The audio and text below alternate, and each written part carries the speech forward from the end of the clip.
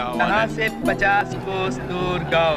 जब बच्चा रात को रोता है तो माँ कहती है बेटे सो जा, नहीं तो गब्बर सिंह आ जाएगा।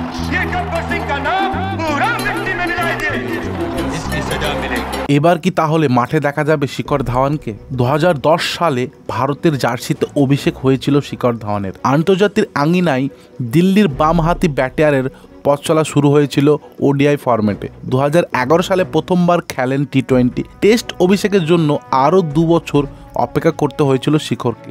এরপর টানা 1 দশকেরও বেশি সময় দাপিয়ে খেলেছেন তিনি। টি-20 ফরম্যাটে ও টেস্টে নিয়মিত হয়ে উঠতে না পারলেও 50 ওভারের খেলায় হয়ে উঠছিলেন সর্বকালের সেরাদের একজন। পরিসংখ্যার দিক থেকে টিম ইন্ডিয়া ইতিহাসে দ্বিতীয় সেরা ওপেনিং জুটি তিনি গড়েন রোহিত শর্মার সঙ্গে। 2022 ডিসেম্বর বাংলাদেশ সিরিজের পর বাদ পড়েন শিখর ধাওয়ান। এরপর বছরখানেক অপেক্ষা করলেও আর ডাক আসেনি। শেষমেশ 2024-এ 38 বছর বয়সে ভারতীয় দলকে পাকাপাকিভাবে বিদায় জানানোর সিদ্ধান্ত নেন তিনি। শেষ হয় এক বর্ণময় অধ্যায়। আন্তর্জাতিক ক্রিকেট থেকে অবসর নিয়েছেন শিখর ধাওয়ান।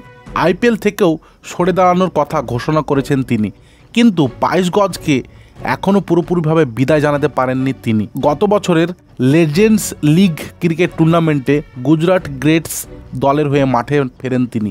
দক্ষতায় যে মরচে ধরেনি তা প্রমাণ করেন সাদার্ন সুপারস্টার দলের বিরুদ্ধে। মাত্র 37 বলে সম্পূর্ণ করেন অর্ধশতক। টিম ইন্ডিয়া থেকে অবসরের পর অন্যান্য দেশের ফ্র্যাঞ্চাইজিস টুর্নামেন্টে খেলতে আর কোনো বাধা নেই তার।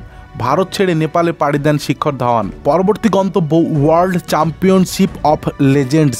নীল জার্সি গায়ে মাঠে দেখা যাবে তাকে। কিংবদন্তিদের বিশ্বকাপে অংশ নেয় অস্ট্রেলিয়া, পাকিস্তান, ইংল্যান্ড, দক্ষিণ আফ্রিকার মতো দল।